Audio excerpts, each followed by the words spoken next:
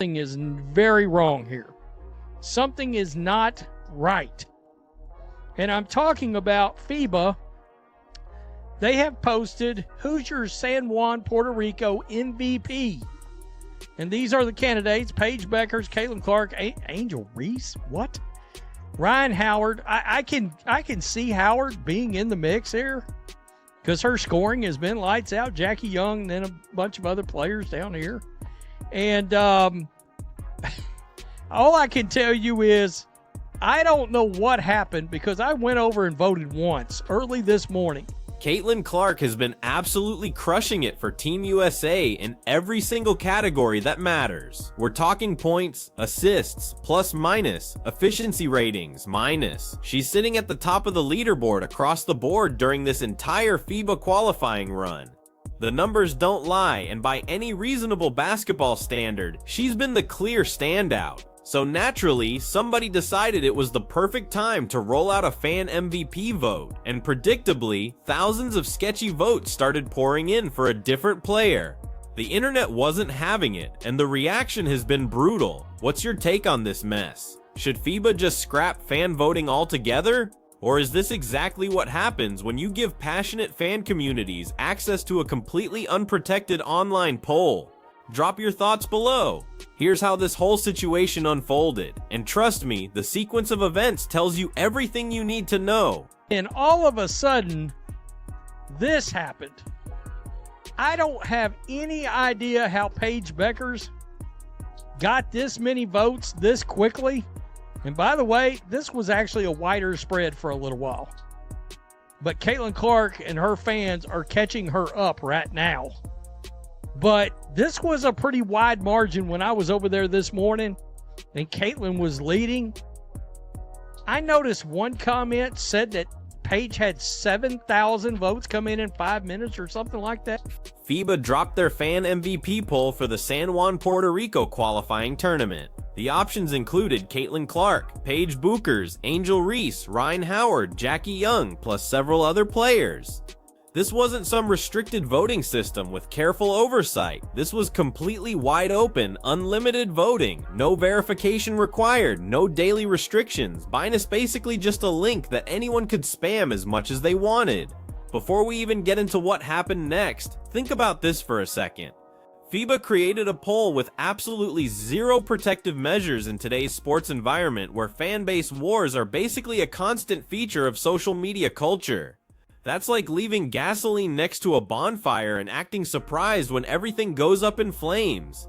They built the perfect storm scenario and then just stepped back to watch what would happen. Hey, what is going on? Suspect allegedly buying bots to help the Paige Bueckers win the fan vote. Gino Auriemma, the UConn Mafia. Guys, we've talked about them. The agenda becomes pretty obvious when you look at what went down next. During those first few hours, Caitlin Clark was absolutely dominating the vote count. We're talking about a massive lead that wasn't even competitive, according to everyone who was tracking it early on. Which honestly makes complete sense when you actually look at what she accomplished during this tournament. She's leading Team USA with 51 total points throughout the qualifying games. She's got 25 assists, which is also the team high. Her plus minus sits at plus 104, easily the best on the roster. She finally got her first start of the entire tournament in that final game against New Zealand, and the team responded with a 55-point demolition. Pick whatever basketball measurement you want to use. The MVP conversation wasn't even a debate. It was a foregone conclusion, looking for official recognition. Then things started getting weird. You look down through here, and it is hilarious. All of the pro Caitlin Clark comments to the pro Paige Bueckers comments. It's like 15 or 20 to 1. And I'm like, okay, something's not right. So are we talking about bots? It's starting to look like bots are flooding the Paige Bueckers. This isn't about personal preference or which player you find more entertaining to watch. It's a straightforward measurement of how much better Team USA performed with her in the game.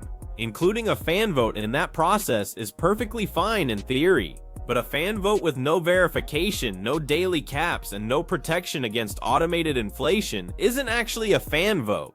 It's basically an open invitation to whoever has the most organizational resources and the fewest ethical concerns to manufacture whatever result they want. And that manufactured result becomes the story instead of the actual basketball that got played. The Paige Bueckers situation needs some balanced perspective because she's not the villain here, even if some of the actions taken in her name deserve criticism. Bueckers played well in this tournament. She made meaningful contributions. Her backcourt partnership with Clark during the Italy and New Zealand games showed real promise as a combination. She's a skilled player who's going to have a long, successful career. None of that is up for debate.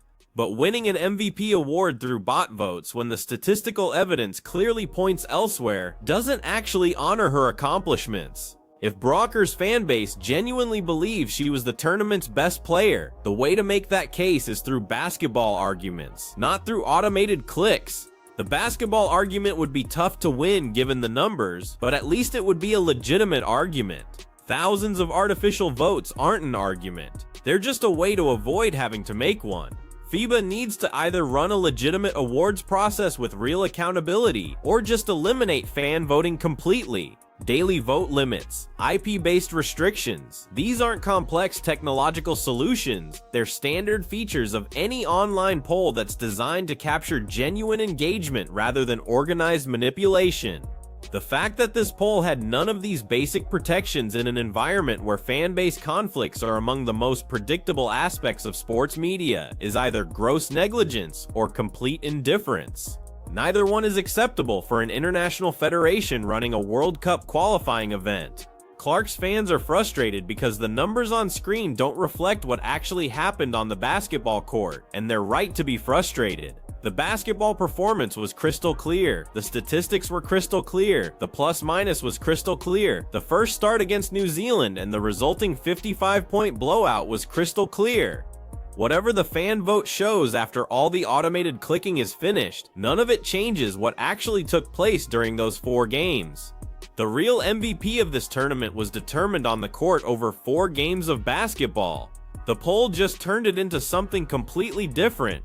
An unprotected poll, thousands of questionable votes appearing in minutes, and a statistical MVP case that wasn't even remotely close to begin with. FIBA somehow managed to transform a simple fan engagement tool into a full-scale controversy. If you believe Clark earned that MVP based on her actual basketball performance, smash that like button, subscribe for more coverage, and tell us exactly what you think in the comments right now.